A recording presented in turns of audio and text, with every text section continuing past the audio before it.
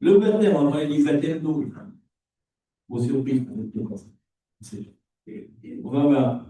On va être assez rapide parce que je dois vous rappeler des choses essentielles. Mais bon. Le mot baptême, c'est que ça vient baptiso. Je veux dire plonger, immerger, submerger quelqu'un ou quelque chose dans un liquide. Donc, baptême, ça veut dire que tu es mis dans l'eau. Donc, on sait que ça va faire un changement dans sa vie. Et vous savez que ça va faire aussi une transition. Quand on met, par exemple, un vêtement blanc dans la teinture rouge, il y a un changement, mais ça reste toujours un vêtement. Il y a une transition vers un autre pétale, mais ça reste, Valentin, tu reste toujours le même. Transformer, c'est tout. Donc, on sait que, je vais prêcher un peu en terrain connu quand même. On sait que on reçoit le message de Dieu, on y croit et qu'on fait ça, c'est comme ça qu'on est sauvé. Quand Jésus dans notre cœur, c'est comme ça qu'on est sauvé. Ça, voilà. Donc, on va voir que ça va aller un petit peu plus loin. Ça veut dire que ça va confirmer par une action symbolique quelque chose qu'on croit déjà. Pour ceux qui sont dans l'enseignement, ils savent peut-être, il y en a peut-être qui sont connectés. Les gens qui reçoivent l'évangile, c'est environ 40% de ce qu'ils entendent, 60% de ce qu'ils entendent et qu'ils voient, et 80% s'ils entendent, ils voient et ils font les choses. C'est un peu, il est gentil, c'est un bon enseignement, c'est un bon enseignement. Il a dit pour ceux qui croient vraiment, ils vont faire un acte physique, parce qu'ils vont vraiment le voir dans leur cœur. Donc, c'est pas que ça, mais c'est quand même. En fait, c'est vrai quelque chose en pratique. Donc, on va commencer par la base même. On va voir plein d'aspects en fait du baptême. Alors, le baptême, c'est quelque chose qui a été institué par Jésus-Christ, hein. Même s'il existait des baptêmes déjà dans l'Ancien Testament, c'était différent, baptême de repentance par exemple. Il a institué quelque chose et après, Jésus part au ciel. Donc, comment est-ce qu'on peut voir la pratique de ce qu'il a enseigné dans les actes des apôtres? On va vraiment rester fondé sur les actes des apôtres et rien d'autre, aucune doctrine qui est venue après. Bien après, dans les années 300, ça a commencé à changer. Même la doctrine actuellement, on l'a, elle est un petit peu différente de l'origine. Quand ils baptisaient à l'époque, on est 300, là, je ne sais plus là, ils faisaient aussi une libération des démons en même temps. C'était mélangé aux deux. Il y avait un mélange des deux. Mais on sait que ça, il peut faire les deux en même temps. Mais après, ça a été changé, mais il y a eu beaucoup de choses. Alors, on va rester vraiment sur les actes, on va être surpris de voir le message tel qu'il est vendu. Tout le monde le connaît par cœur. Alors, Matthieu. Matthieu 28, 19, 20, c'est la phrase clé, je ne l'ai même pas vu, c'est clair. Il a dit allez donc, je vous rappelle qu'il a dit donc, c'est même pour nous, parce qu'avant il dit j'ai toute puissance sur la terre et sur le ciel qui m'était donnée, et la vôtre aussi, allez donc, c'est puissante, c'est par la puissance qu'on va faire. Allez donc et faites des disciples de toutes les nations, tous les mots sont importants, les baptisant au nom du Père, du Fils et du Saint-Esprit, dans ma version à moi, parce qu'il y a une version qui dit juste au nom de Jésus. Mais l'original, c'est un au nom du Père, du Fils et du Saint-Esprit. Leur apprenant à observer tout ce que je vous ai commandé, et voici, je suis avec vous tous les jours jusqu'à la fin du monde. Je vais enlever cette partie-là, parce que ce qu'il dit là, justement, c'est que le baptême qu'il institue là, comme un commandement, comme un ordre, même, il dit c'est jusqu'à la fin du monde. On ne doit pas changer la façon dont c'est fait. Et pendant qu'il est sur terre, il enseigne des choses du royaume à tous ses disciples. Donc il aura certainement apporté d'autres choses par rapport au baptême qui vont faire. Donc quand on regarde Actes des Apôtres, on va presque regarder dans l'ordre chronologique, on va voir comment le baptême est institué, comment il est fait à l'époque et comment il devrait encore faire maintenant. Vous allez voir que ce n'est pas le cas. Donc il n'a pas dit, il a dit pas à ses disciples, allez, faites de toutes les nations des membres de l'Église. Les faire des disciples, c'est important. Hein. Donc, les disciples qui auraient été leurs disciples comme il était disciple de Jésus-Christ. Donc, bref, une fois qu'on est prêt au discipulat, ce qu'il dit là, on a préparé quelques discipulats, là, extérieur, on va voir, c'est le baptême. C'est-à-dire que la personne dit, ok, je suis prêt à être enseigné. Au nom du Père, du Fils et du Saint-Esprit, ça y est, je suis prêt à être disciple. C'est un peu comme donc, voilà, j'espère que tu entends au départ. Ça veut dire qu'elle entre d'un seul coup dans une vie de disciple et de formation continue de la part de celui qui t'a baptisé ou ceux qui sont enseignés autour. Il y a une responsabilité quand tu baptises quelqu'un, c'est que tu fais un disciple. Attention. Donc, et il dit, ce processus doit continuer jusqu'à quand? Jusqu'à ce que je revienne. Ça ne doit jamais s'arrêter. C'est une filiation. Il y a un disciple qui fait un disciple, qui l'enseigne et qui dit bien de garder tous les commandements de la Bible. Garder la parole que Jésus vous a donnée aux disciples sans jamais l'altérer du tout. Donc, non seulement le baptême ne peut pas changer, mais le contenu de ce qui est enseigné, on va le voir quand on va faire la déclaration du baptême, il ne doit pas changer non plus. Donc, il dit qu'ils vont former des disciples, qu'ils vont faire des disciples. Et le baptême montre la personne qui je suis prêt à rentrer dans le disciple, dans la formation. Entre autres. Donc, c'est la première vue par rapport au baptême. Ensuite, on a cette phrase, peut-être qu'on ne l'a pas lu souvent, Marc 16, 15-7, un petit peu différent, il dit allez par tout le monde, il le dit encore, hein, prêchez l'évangile à toute la création, donc les nations, mais là, hein, prêchez l'évangile, celui qui aura cru, il faut toujours croire avant, et aura été baptisé sera sauvé. Celui qui n'aura pas cru, mais donc peut-être ne sera pas baptisé, sera condamné. Donc vous voyez que ça fait passer la personne dans un autre monde en même temps. On va dire un petit peu plus à la fois. Donc c'est important, c'est Jésus qui dit ça, c'est pas un apôtre ou un disciple, c'est Jésus qui le dit. Il dit prêchez l'évangile. On va voir qu'à chaque fois qu'on a des baptêmes dans les actes, il y a toujours une prédication d'évangile, mais très très simple. Il prêche Jésus, point final. Il n'y a pas de théologie autour, il prêche la bonne nouvelle et Jésus. Et alors la personne qui a cru, oui, alors baptise. C'est très simple et c'est répétitif, c'est le fait Pierre le fait, Jésus le faisait lui-même.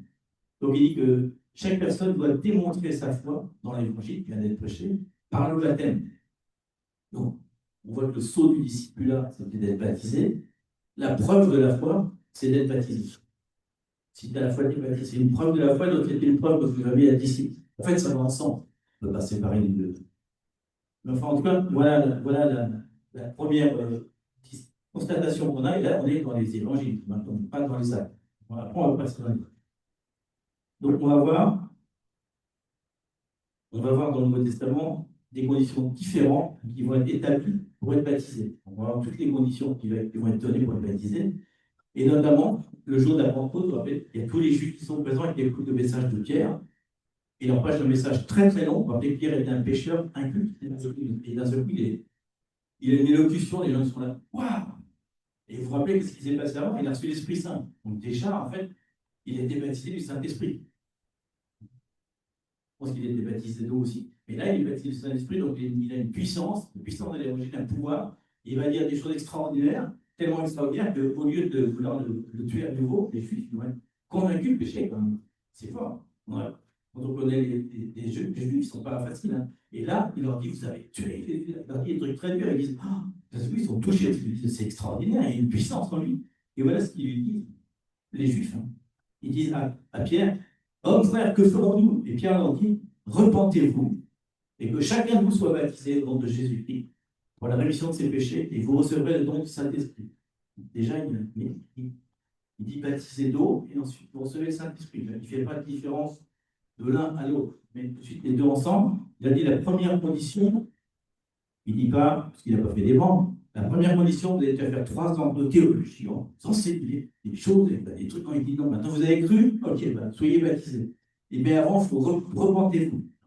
Donc voilà, première chose à faire avant d'être baptisé, c'est qu'il faut se repentir.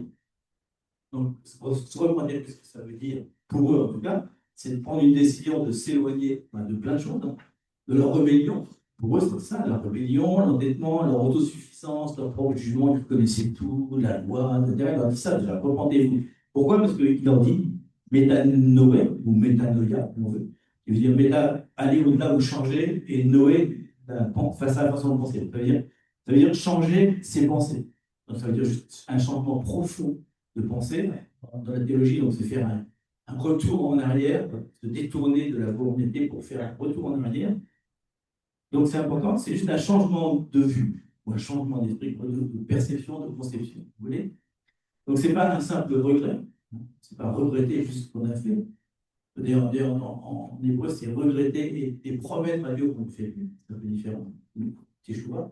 Mais métanoïa, c'est différent. C'est un mouvement dynamique à l'intérieur, une transformation. Comme quoi, ce qu'on a fait, on ne va plus le faire parce qu'on ne peut même plus le considérer. Comme on a changé de voie, le péché qui est devant nous est derrière. On va exactement ça. Donc, c'est un peu une transformation radicale du cœur de la vie. C'est un peu comme Jean-Baptiste avait dit convertissez-vous et croyez à l'évangile, et ça aux Juifs. Donc, ce qu'on voit là, c'est la preuve extérieure. Troisième truc, après avoir cru, après avoir prêt à l'ici, Troisième, la preuve extérieure de la repentance, c'est d'être baptisé. C'est la preuve extérieure. Si on s'est repenti, on doit se baptiser. C'est ce que je veux dire. On est dans l'acte. Voilà ce que disent les actes. On va dans le sens, c'est important. Et on va parler un tout petit peu. Je ne vais pas aller loin dans ce texte-là, parce qu'il est très très complexe, mais on va le lire quand même. C'est super. On va le lire quand même. C'est bien. On lit tous ensemble ou pas? Allez, Christ aussi a souffert une fois pour les péchés, lui, juste pour les injustes, afin de nous amener à Dieu. Ouais, super.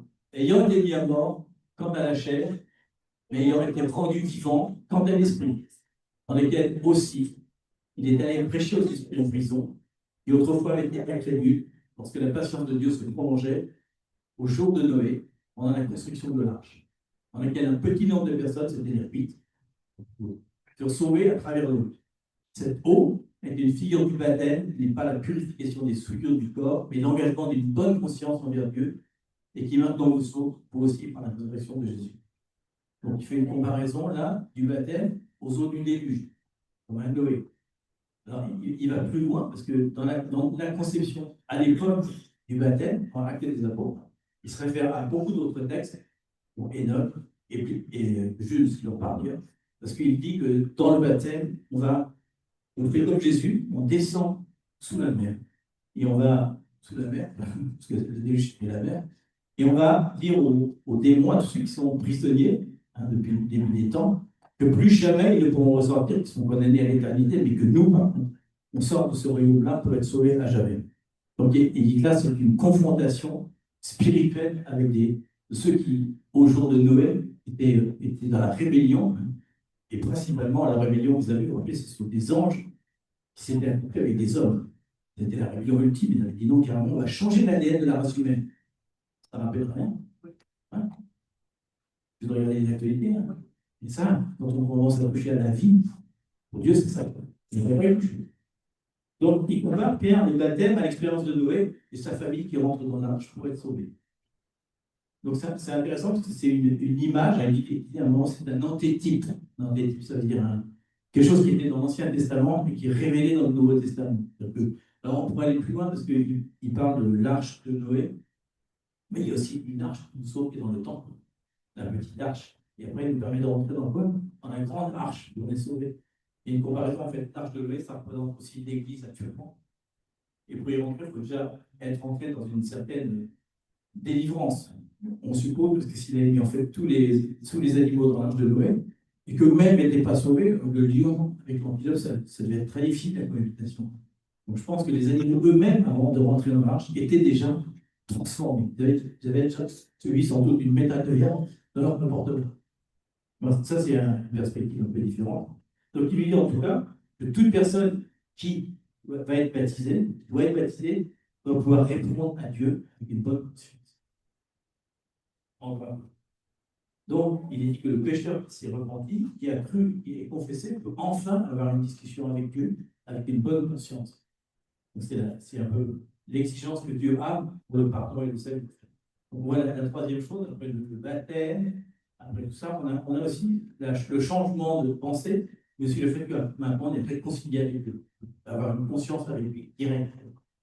Donc, on a vu tout à l'heure clairement 4 choses qu'on vient dire. Il faut se repentir, il faut croire, il faut devenir disciple, enfin, répondre à Dieu avec une bonne conscience. Ce sont les 4 préalables du baptême. Et je continue. Voilà toutes les paroles qui parlent du baptême. Ça, c'est court. Ceux qui acceptèrent sa parole furent baptisés, et en ce jour-là, le nombre de disciples augmenta d'environ 3000 âmes. Alors, je n'ai pas vu le texte, mais avant, ils disent que quand ils écoutent la prédication de l'évangile par Pierre, ils disent qu'ils recevaient tout avec joie. Ils étaient dans la joie. Presque tous les passages où il y a l'Esprit Saint qui vient et qui est baptisé, c'est bien pour le nuque aussi, ils sont tous dans la joie, parce que la joie, c'est un des signes de l'Esprit Saint. Donc, ils manifestent la joie. Il dit que ceux qui sont baptisés ont reçu avec joie la parole de Pierre. Donc, ça s'applique encore avec nous. Si on reçoit la parole de Dieu avec joie, on est digne d'être baptisé. Je pense que si on ne se baptise pas dans la joie, c'est peut-être qu'il y a des réserves intérieures en nous, disons, la position sociale, comment les gens vont penser de moi. On reçoit la parole, mais pas avec joie, quoi. On n'a pas envie que ça se manifeste extérieurement, on a même que ça reste à l'heure. Donc le baptême, ça peut être un baptême pas dans la joie, c'est pas. Donc c'est pas très clair parce qu'il dit bien que le baptême, et on le voit dans plein d'exemples, on le voit encore, hein, à chaque fois qu'il y a un baptême, il y a la joie qui se manifeste. Ils sont toujours dans la joie de recevoir la parole. C'est moi, ils sont contents d'être sauvés. Ils savent d'où ils viennent et où ils vont, ils savent ce qui va se passer après, parce qu'ils en partagent l'évangile. L'évangile dit, si tu crois, tu es sauvé. Forcément, eux qui étaient perdus, ils peuvent que être dans la joie. Ensuite, on a Philippe, vous vous rappelez, qui est en Samarie, qui va prêcher au message aux Samaritains, et la seule chose qu'il prêche Christ. Il ne prêche rien d'autre. Il n'y a pas marqué dans la parole qu'il a prêché autre chose. Et c'est là. Mais quand ils ont cru Philippe, Christ simplement, il leur annonçait la bonne nouvelle des choses concernant le royaume de Dieu et le nom de Jésus-Christ, ils furent baptisés hommes et femmes. Donc on voit un peu un pattern. Chaque personne dans les actes qui entendait l'évangile et qui croyait sentait en lui cette responsabilité qu'il devait être baptisé immédiatement. On va le voir dans d'autres passages. Peut-être que je vais en quelques-uns. En tout cas, il n'y a pas un seul cas dans les actes d'une personne qui est crue en Jésus-Christ, qui a accepté l'évangile et qui n'a pas demandé à être baptisé immédiatement. Il n'y a pas de cas. Ils veulent tous être baptisés immédiatement. Ils le sentent, c'est un désir profond à l'intérieur, parce qu'on a un point qui dit non, je dois être baptisé. Et pourtant, vous avez remarqué que ça ne va pas enseigner les principes du baptême. C'est bien de l'Esprit Saint qui est rempli la parole. On dit, ok, je dois être baptisé. Il sait ce que ça veut dire. Et ça, je vais vous mettre, on ne va pas lire, c'est quand Philippe va voir un eunuque, vous vous rappelez, il va dans le désert, il trouve un eunuque dans un char, il va dire Ésaïe, ça ne comprend pas exactement, et il lui demande s'il est en train de lire, de comprendre ce qu'il lit, et le passage de l'écriture qu'il lit, c'est ça. Il a été mené comme une brebis à la bouche, et comme un agneau muet, ensuite le temps, il peut regarder dans la bouche. Des choses.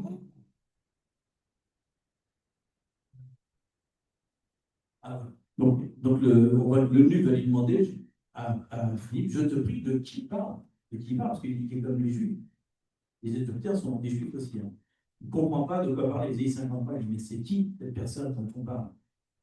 Et voilà ce qu'il va lui dire. Alors Philippe ouvre la bouche, et commençant par le passage d'Isaïe 53, qui est un des passages les plus intéressants pour parler au fil de Jésus, lui annonce la bonne nouvelle de Jésus.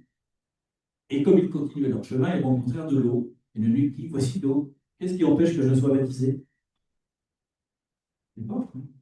Philippe lui dit, la condition, il répète, si tu crois de tout ton cœur, cela est possible. L'élu répondit, on va le dire tout à l'heure, je crois que Jésus-Christ est le Fils de Dieu. Alors il fait arrêter le char, Philippe et l'eunuque descendent tout d'eau dans l'eau, et Philippe baptisa l'eunuque. Quand ils furent sortis de l'eau, l'Esprit du Seigneur enleva Philippe et l'eunuque ne vit plus, tandis que joyeux, il poursuivait sa route. Il dit qu'il n'est même pas surpris. Oh, c'est surnaturel, c'est génial, un petit peu. Hein? Donc vous voyez qu'il prend quelqu'un là, il prend pas quelqu'un, un juif ou un gentil, il prend quelqu'un et qui que ce soit, un eunuque éthiopien dans le désert. C'est fréquent. Hein?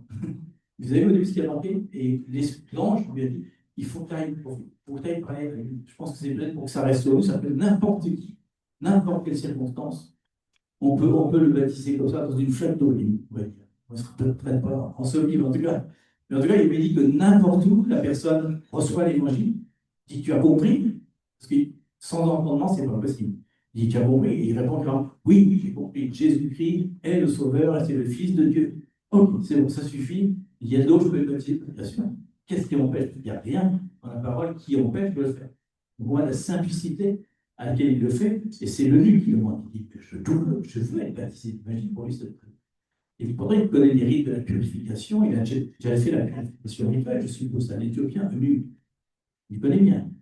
Donc, il était simple, hein, il prêche Jésus, il est baptisé tout de suite, aussi rapidement que possible. On a aussi l'exemple de Paul, hein, qui s'appelle Saül au début, qui est Paul, et quand il y a Ananias qui vient lui faire tomber les écailles des yeux, on a les deux passages, puis après, Paul lui-même va en parler. Donc, Ananias sortit, c'est-à-dire la grâce de Dieu, Ananias. Et lorsqu'il fut arrivé dans la maison, il imposa les mains à Saül en disant Saül, mon frère, le persécuteur, le frère du Seigneur Jésus, qui est apparu sur le chemin par lequel tu menais, m'a envoyé de recouvre la vue et que tu as rempli le Saint-Esprit. Donc, il reçoit le baptême du Saint-Esprit, en premier. Au même instant, il tomba de ses yeux comme des écailles, il recouvra la vue, il se leva et fut baptisé. On a le baptême du Saint-Esprit avant le baptême de l'eau.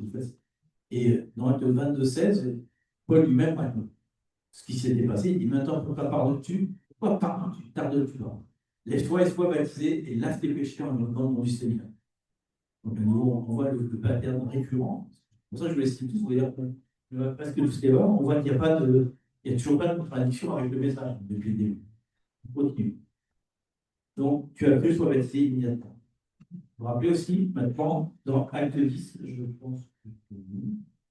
Ah oui, dans Acte 10, vous vous rappelez, il est conduit Paul dans la maison de Pierre. Bon, Pierre est conduit dans la maison de Cornèle, qui est un gentil, hein, il commence à lui parler de Jésus. Et on voit que d'un seul coup, alors qu'il prête, l'Esprit Saint va descendre, non pas sur Corneille, mais sur toute la maison, toute la famille, les grands-parents, tout le monde sans exception. Et ils ont été tous baptisés du Saint-Esprit. Ils se mettent à parler en langue, à avoir des manifestations surnaturelles. Donc ils sont baptisés du Saint-Esprit en écoutant la parole. Donc, on voit pour les Juifs qui étaient là, qui étaient présents, qui étaient des païens aussi, qui reçoivent le Saint-Esprit, ils sont perplexes. Ce qu'on ne savait pas, c'était plus possible. On pensait que c'était que pour nous. Donc ils vont demander à Pierre, qu'est-ce qu'on doit faire? Ben, il dit, on se de Pierre. Quelqu'un peut-il officier de l'eau pour que ceux-ci ne soient pas baptisés, eux qui ont reçu l'Esprit Saint comme nous? Et en donnant, ils furent baptisés au nom du Seigneur. Sur quoi ils le prièrent quelques jours après eux. Vous avez vu la réponse?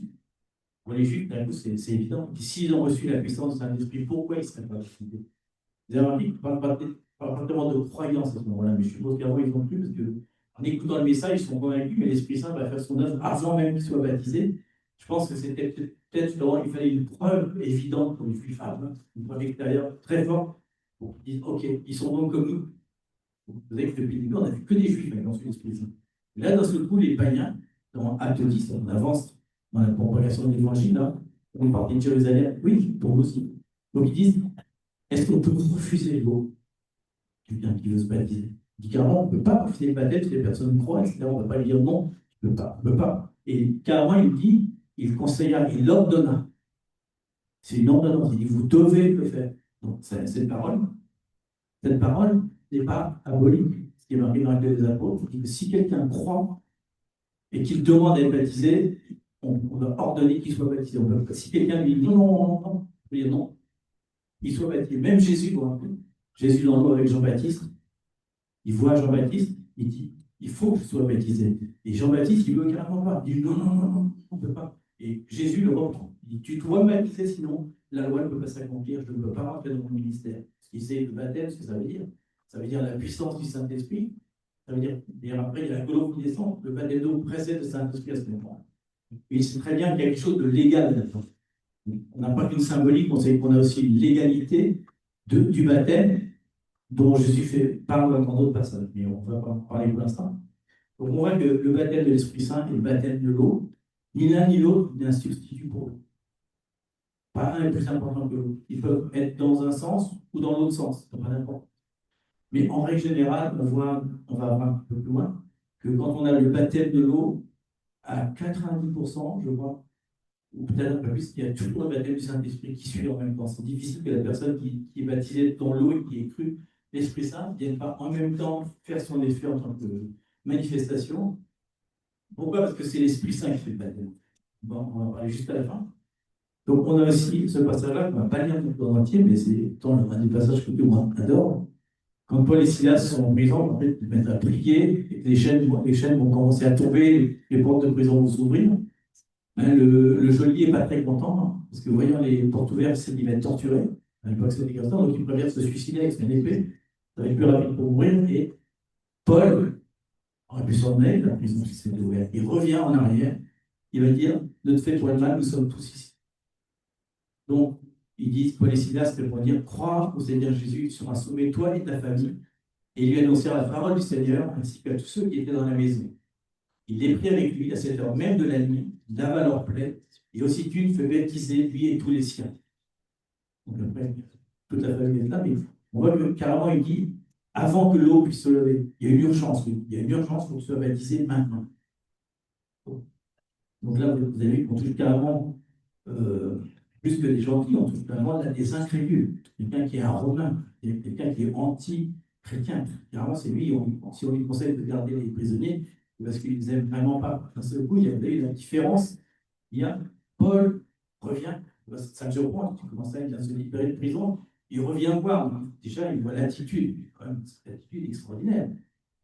Mais là, encore une fois, on voit qu'ils vont enseigner la parole aux geôliers. Et là, on voit un truc intéressant, c'est que d'un seul coup, le baptême va contaminer carrément la famille.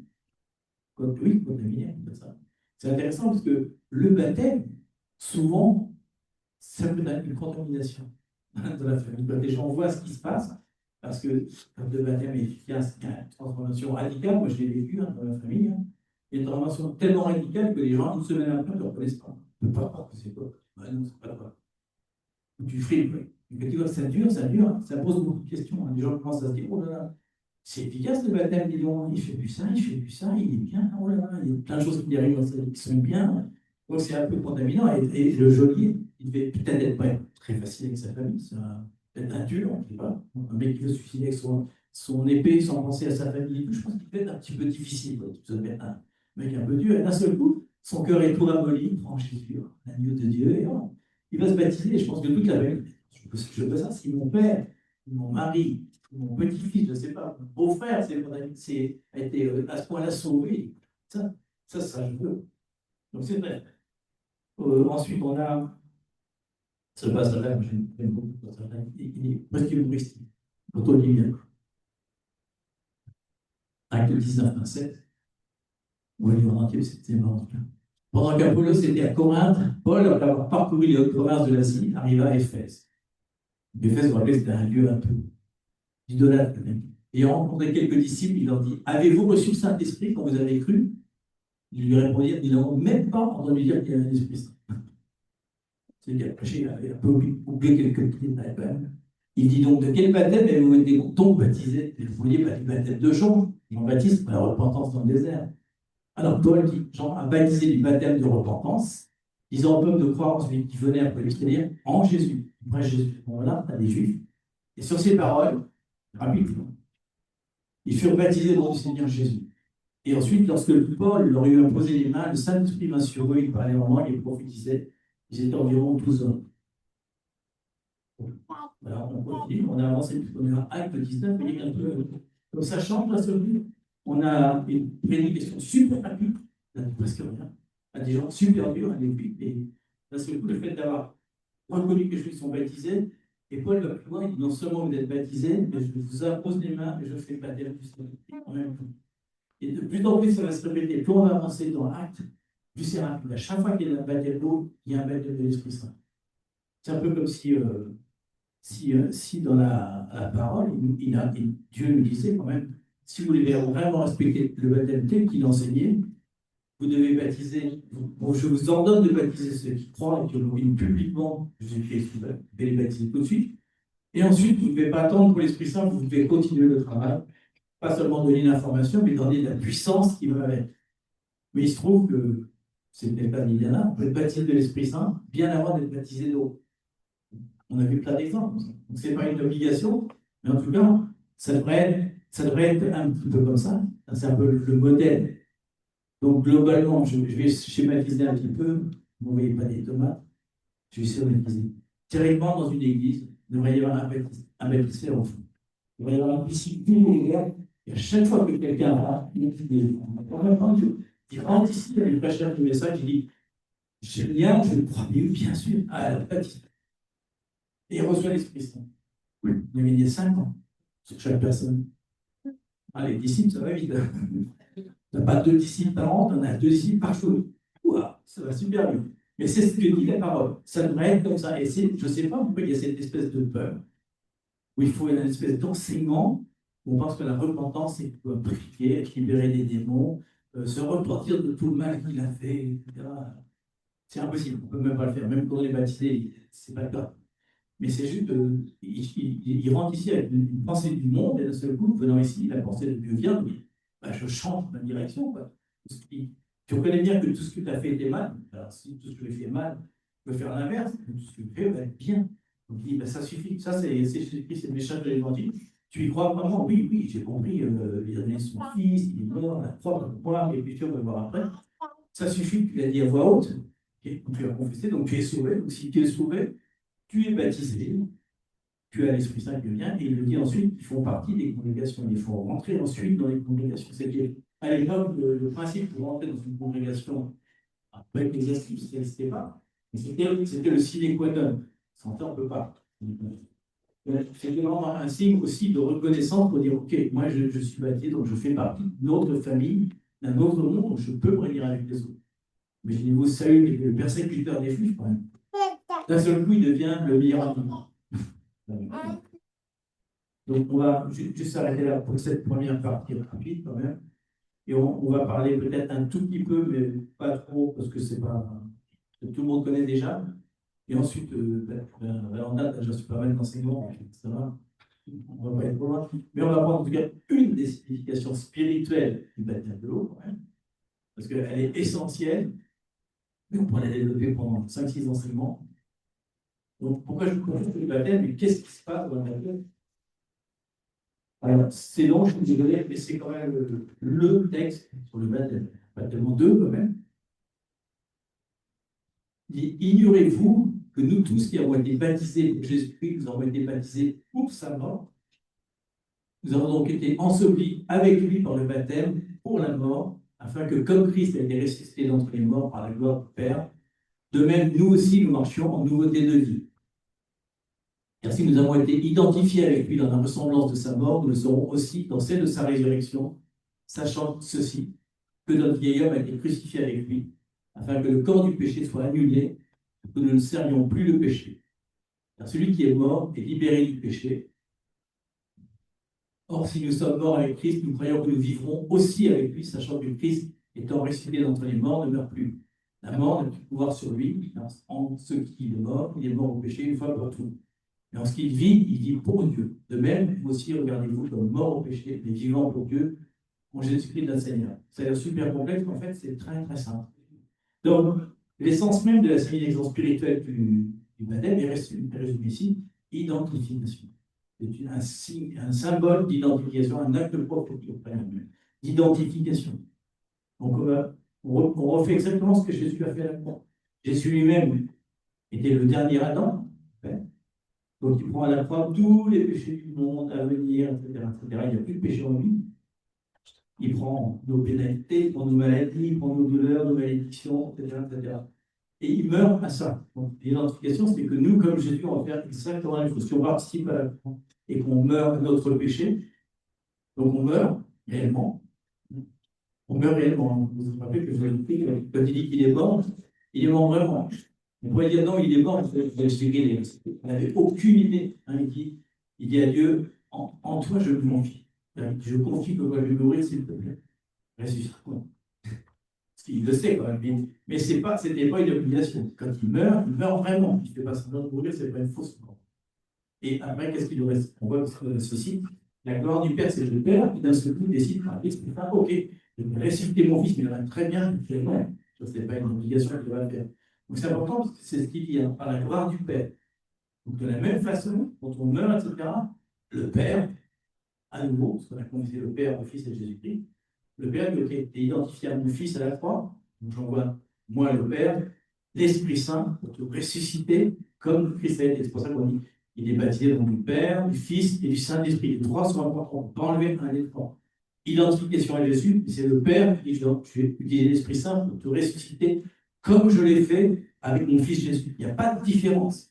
C'est une identification, mais il n'y a aucune différence. Il fait la même gloire que Jésus avait. D'un seul coup, il nous la donne, parce qu'il y a la puissance de l'Esprit Saint qui vient sur nous. Donc il dit, tout ce que Jésus a fait sur la terre, vous pouvez le faire. Vous avez exactement la même puissance. Vous vous rappelez, j'ai toute la puissance, allez donc, vous avez la même puissance que moi. Donc vous devez ressusciter les morts. Vous savez bien, tout ce que j'ai fait, vous pouvez faire. Guérir des malades, c'est très facile pour vous. Vous pouvez marcher sur des scorpions, vous pouvez faire ce que vous voulez, même dans le feu, vous ne serez pas brûlé. C'est exactement ça qui se passe. Il y a une puissance surnaturelle qui vient sur le baptisé, comme c'est venu sur Jésus-Christ. Et ça, on va voir un petit peu comment il va se citer. Donc l'identification, c'est un peu ça. On a vu tout à l'heure avec Noé le déluge aussi. Il prend la justice du monde aussi.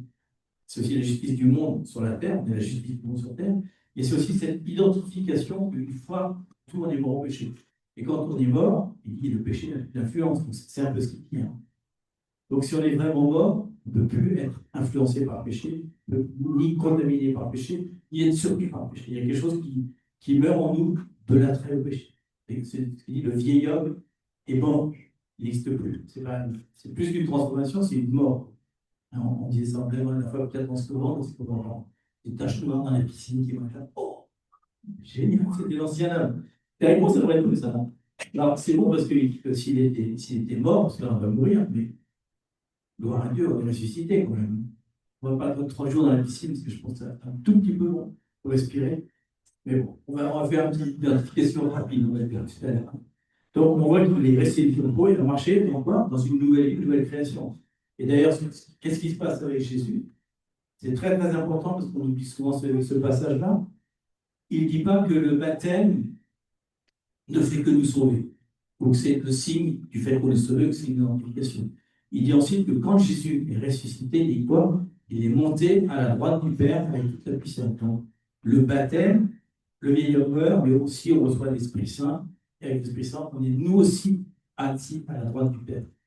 Et il dit le mystère de l'Église, de toute chose, c'est que l'Église est aussi à la droite du Père. L'Église, c'est-à-dire tout le monde, tous ceux qui sont baptisés, pour être dans l'Église, faut être baptisé. Tous ceux qui sont baptisés doivent non seulement être sauvés, ils doivent recevoir une puissance qui fait qu'ils sont à côté de Jésus, à la droite du Père. On peut intercéder à un niveau extraordinaire, et il dit que le mystère de l'Église, c'est qu'elle est assise à la droite du Père, et qu'en plus, elle a domination sur toutes les autorités démoniaques de la terre. Il dit tous les démons qui ont existé et tous ceux qui existeront, vous êtes au-dessus d'eux, ils savent parfaitement que vous avez l'autorité et ils craignent. Ils craignent ce que vous êtes devenu, ils craignent ce que vous allez dire, parce que on avait étudié ça. Ensuite, la puissance de la parole, celui qui est baptisé, est différente. D'un seul coup, il a une parole qui est efficace. Rappelez-vous de ceux qui ont voulu chasser des démons. Jésus, je connais, Paul, je connais, mais toi, qui n'es pas baptisé, tu ne le fais pas. Il n'y a aucune puissance, donc je peux te détruire et il détruit. Il est même tout nu, ils sont plus en courant. Parce qu'ils disent, vous n'avez pas été baptisé, donc vous n'avez aucune puissance. Paul, lui, a été baptisé, Jésus, bien sûr, a été baptisé. C'est pour ça que Jésus dit, il faut que je sois baptisé, parce que lui-même, s'il n'était pas baptisé, n'avait pas la puissance, il ne pouvait pas recevoir la puissance d'en haut. Donc c'est important, l'acte qu'on fait, ce n'est pas qu'un acte symbolique, prophétique, c'est un acte qui nous fait rentrer dans un autre domaine d'autorité spirituelle. On ne va pas trop aller là-dedans, parce que c'est... Bon, c'est un témoignage à Dieu, bien sûr, quand même, mais un témoignage aussi aux hommes. N'importe.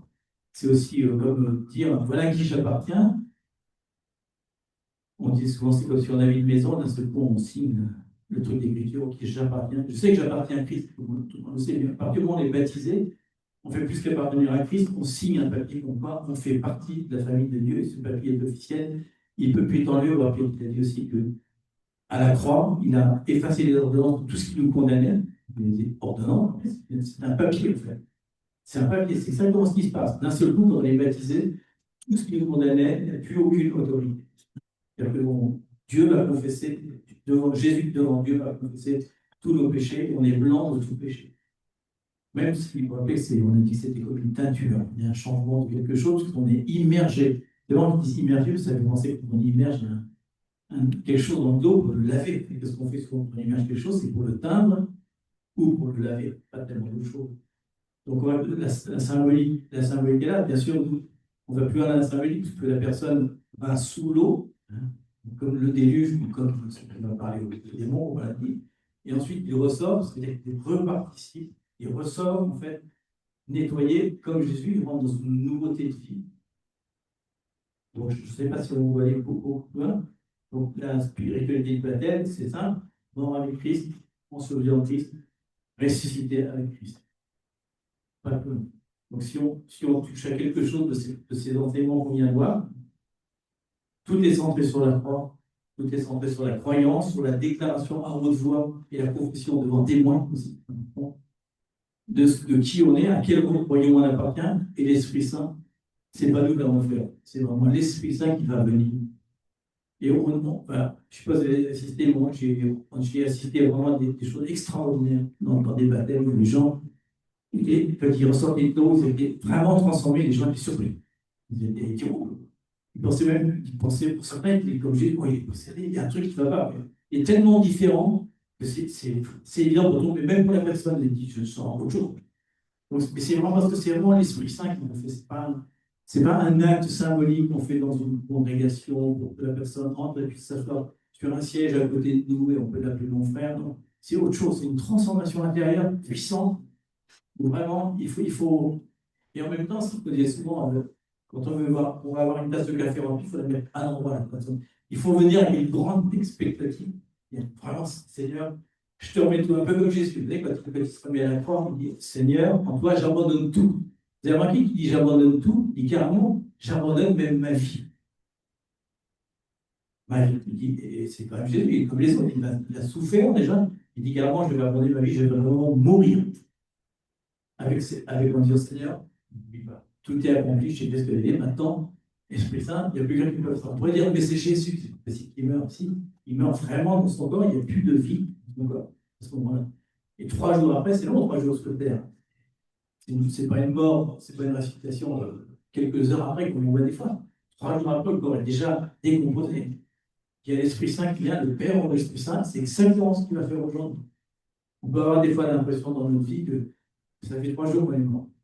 On commence à avoir des astuces partout, on n'est pas bien, il parle de péché, on ne sent pas bon, mais le Saint-Esprit, je vais tout remettre à nouveau, tout est la fin. Tout ce qui était avant est passé, le meilleur est mort, et il y a vraiment un acte de purification, de changement d'esprit, donc théoriquement un changement de comportement, on fait ce qu'on pense. Si on change d'esprit, on ne fait plus les mêmes choses qu'on faisait avant. On ne dit plus les mêmes mots qu'on disait avant.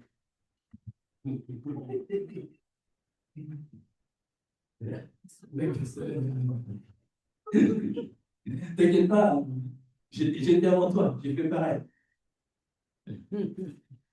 Vraiment, c'est radical. Vous voyez, les pires dans ce qu'ici. Ensuite, waouh, c'est bon. Donc voilà, on a vu un petit peu tout ça, donc restons vraiment dans c'est plus qu'une théorie. Hein. Rappelez-vous, on ne peut pas être baptisé, c'est impossible d'être baptisé si on n'a pas entendu le message de l'évangile, si on n'a pas cru, si on n'a pas déclaré, c'est impossible d'être baptisé. C'est pour aller contre toutes les doctrines qui vont contre ça. Pas dire de quelqu'un qui est baptisé s'il n'a pas entendu la parole, s'il n'a pas cru et s'il n'a pas déclaré. Et ils insistent là-dessus. Hein. On a tout. Vous savez, j'ai pris tous les messages, il a dit baptisé. Donc, il y a un ou deux peut-être, mais on a vraiment toujours ce même pattern. C'est un message très simple qui est. On ne peut pas dire. Je ne vais pas poser des questions à Valentin en disant est-ce que tu crois que. Non. La principale, est-ce que tu as compris que c'est une identification? Est-ce que tu crois vraiment tout ton cœur? Est-ce que tu confesses, etc. Alors, sur cette parole, ce que dit la parole, on te fait une identification et ça t'introduit à faire quelque chose de merveilleux. Après la théorie en pratique, on va donc aller à la piscine. J'ai un petit peu de gros. C'est pas le Il y en avait deux. Il y en avait aujourd'hui et savoir que Jésus est notre support. Et Jésus a ressuscité et le mort et à la croix. Et tous, nous sommes libres avec ces vies d'appeler le Christ. Il ne faut pas se forcer simplement de croire en Jésus.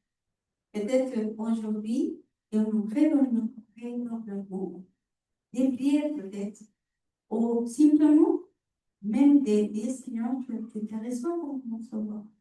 Peut-être je marchais avec toi, mon religion, depuis des années, parce que c'est tout arrivé. Mais maintenant, je comprends que là, c'est fort. Et c'est quelque chose de très fort dans mon esprit aujourd'hui.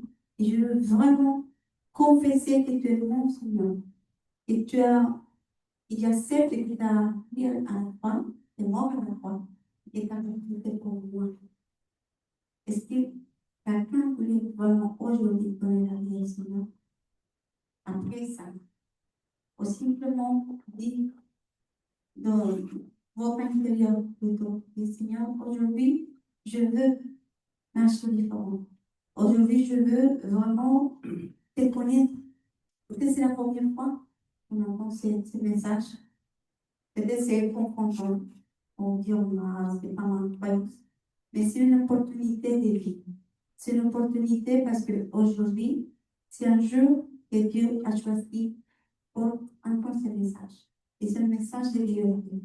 Peut-être que vous ne pas un peu baptisé, parce qu'il y a, la signe. Si on croit et on confesse que Jésus est mon sauveur, et Jésus a libéré ma vie pour l'éternité, je veux marcher avec lui pour l'éternité. Il y a l'opportunité d'aujourd'hui, et que c'est par la grâce. C'est tellement cher le prix qu'on ne parle plus. Seulement une seule personne pour payer ça, c'était Jésus. C'est le seul. Personne. Personne sur la terre. Même si on est fort. Parce que la foi, c'est pas pour l'œuvre qui le fait tous les jours. Pour les œuvres, il lui a été sauvé. Il a été sauvé pour la grâce de Dieu. Et comme conséquence de la grâce, je marche sur le sol. C'est pas l'inverse. Donc, merci Seigneur. On va prier pour ça. Si chacun voulait vraiment faire sa reconnaissance devant Dieu, de dire Seigneur, merci. Merci pour ce message. Merci pour ce message qui nous a changé la vie. Et surtout, Jésus, merci parce que c'est toi l'apôtre. C'est toi qui t'es crucifié. C'est la seule personne qui a voulu donner sa vie afin de réconcilier la vie, la terre et le ciel. C'est seulement en toi, Jésus, la seule personne, à travers de Jésus-Christ, sur le chemin, la vérité et la vie. Et seulement à travers de toi, Jésus, on peut arriver et y aller au ciel. Seulement à travers de toi, on peut sauver. Aucune personne, aucun idole, aucun idole. Aux philosophies. Aucun. Seulement toi, Jésus. Parce que c'est le seul qui a ressuscité. Il y a le sacrifice le plus beau, merveilleux qui t'a fait pour nous, Seigneur. Pour nous libérer de tous nos péchés et de nous réconcilier avec Papa Dieu, avec Dieu Tout-Puissant, Seigneur. Merci pour ta grâce et ces réponses cet après-midi pour nous tous. Merci pour ton amour. Merci pour la table qui se met devant nous pour nous asseoir comme des enfants. Et c'est ça aujourd'hui, Seigneur. Que quand nous sommes baptisés, on peut entendre la même chose, la même phrase que le Père Céleste a parlé sur Jésus. De mon fils bien-aimé. De mon fils bien-aimé. Quand on sait la confession du Père, on accepte sa paternité à travers de sa prière, à travers des baptêmes, à travers de l'amour qui t'a répondu à travers de Jésus. Nous te bénissons, Seigneur. Simplement, je dispose mon cœur, ouvre mon cœur pour te recevoir, Seigneur. Et pardonne-nous, Seigneur, pour nos péchés. Pardonne-nous, Seigneur, pour être loin de toi, pour avoir écouté ces messages. Mais aujourd'hui, et chaque parole, et chaque peine se libérée aujourd'hui, fait son effet de ma vie. Au nom de Jésus. Au nom de Jésus. Amen. Amen.